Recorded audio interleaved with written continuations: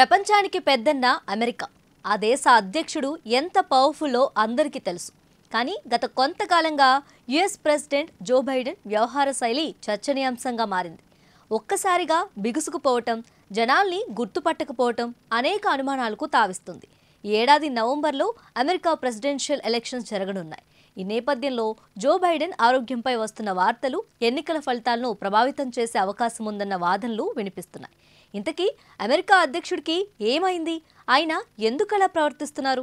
78 ఏళ్ల వయసులో అమెరికాకు అధ్యక్షుడిగా ఎన్నికై రికార్డు సృష్టించారు జో బైడెన్. అంత పెద్ద వయసులో ప్రపంచానికి పెద్దన్నగా భావించే అమెరికాకు అధ్యక్షుడు కావడమంటే మాటలు కాదు. ఈ ఏడాది చివరిలో జరగనున్న అధ్యక్ష ఎన్నికల్లో మరోసారి పోటీ చేసేందుకు ఆయన సిద్ధమవుతున్నారు. ఈ క్రమంలోనే అగ్రరాజ్యాధిపతి ఆరోగ్యం సరిగా లేదని ఇటీవల తరచుగా వార్తలు వస్తున్నాయి. బైడెన్ తరచూ తడబడుతూ ఉండటం, నేతల పేర్లు, హోదాలు మర్చిపోవటం, ఒక్కసారిగా బిగుసుకుపోవటం, వింతగా ప్రవర్తిస్తూ ఉండటంపై మీడియాలో పెద్ద చర్చే నడుస్తుంది. మరోవైపు ఆయన ఆరోగ్యంపై ప్రజల్లో ఆందోళన నెలకొంది. నవంబర్లో అమెరికా అధ్యక్ష ఎన్నికలు జరగనున్న నేపథ్యంలో డెమోక్రటిక్ పార్టీ ఇటీవల లాస్ ఏంజల్స్లో విరాళాల సేకరణ కార్యక్రమం చేపట్టింది. అందులో జో బైడెన్, ఒబామా కలిసి పాల్గొన్నారు.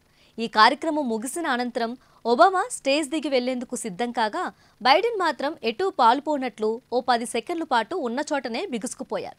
ఆయన పరిస్థితి అర్థం చేసుకున్న ఒబామా చేయి పట్టుకొని బైడెన్ను అక్కడి నుంచి తీసుకెళ్లారు. అంతకుముందు ఇటలీలో జరిగిన G7 సదస్సులోనూ బైడెన్ వింతగా ప్రవర్తించారు.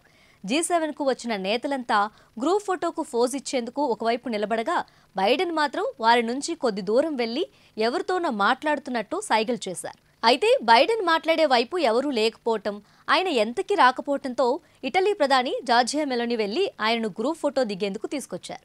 ఈ వీడియో సోషల్ మీడియాలో వైరల్ కావడంతో బైడెన్ ఆరోగ్య పరిస్థితిపై పలువురు అనుమానాలు వ్యక్తం చేస్తున్నారు. బైడెన్ ఇలా ప్రవర్తించడం ఇదే కొత్త కాదు. గతంలోనూ ఆయన వ్యవహార శైలి చర్చకు దారితీసింది. 2021లో యుఎస్ వైస్ ప్రెసిడెంట్ కమలా హ్యారిస్ను ప్రెసిడెంట్ హ్యారిసీ అని పిలిచారు. అంతేకాదు, అధ్యక్షుడి అధికారిక విమానం ఎయిర్ ఫోర్స్ 1 ఎక్కేటప్పుడు చాలా ఇబ్బంది పడ్డారు. ఆండ్రూస్ నుంచి అట్లాంటాకు ఎయిర్ ఫోర్స్ 1లో బయలుదేరే సమయంలో బైడెన్ విమానం మెట్లపై పలుమార్లు పడిపోయారు. అతి కష్టం మీద రైలింగ్ పట్టుకొని పైకి లేచారు. ప్రస్తుతం బైడెన్ వయసు 81 సంవత్సరాలు. వయసు రీత్యా తలెత్తే అనారోగ్య సమస్యలతో పాటు ఆయన స్లీప్ యాప్నియాతో బాధపడుతున్నారని, అందుకే అలా ప్రవర్తిస్తున్నారన్న వార్తలు వస్తున్నాయి. స్లీప్ యాప్నియా వచ్చిన వారిలో కొందరు సడన్ గా నిద్రపోతారు. చూసేవారికి సదరు వ్యక్తి బిగుసుకుపోయినట్లు అనిపిస్తుంది. కానీ వాళ్ళు నిద్రపోయి ఉంటారు. ఈ సమస్య ఎక్కువగా వృద్ధుల్లో కనిపిస్తుంది. ప్రపంచంలో కోట్లాది మంది ప్రజలు స్లీప్ యాప్నియాతో బాధపడుతున్నారు. ఒక్క అమెరికాలోనే ప్రతి 15 మందిలో ఒకరు, అంటే ఆ దేశ జనాభాలో 6.62% మంది ఈ వ్యాధితో బాధపడుతున్నారు. సాధారణంగా 50 ఏళ్లు పైబడిన వారిలో ఇది ఎక్కువగా కనిపిస్తుంది. శ్వాసనాళం, గొంతు, కండరాలు బలహీనపడడం వల్ల ఈ పరిస్థితి తలెత్తుతుంది. బైడెన్ స్లీప్ యాప్నియాకు సంబంధించి ట్రీట్మెంట్ తీసుకున్నట్లు గతంలో వార్తలు కూడా వచ్చాయి. ఇదిలా ఉంటే బైడెన్కు వృద్ధాప్య సమస్యలతో పాటు జ్ఞాపక శక్తి లోపించినట్లు గతంలో వార్తలు వచ్చాయి.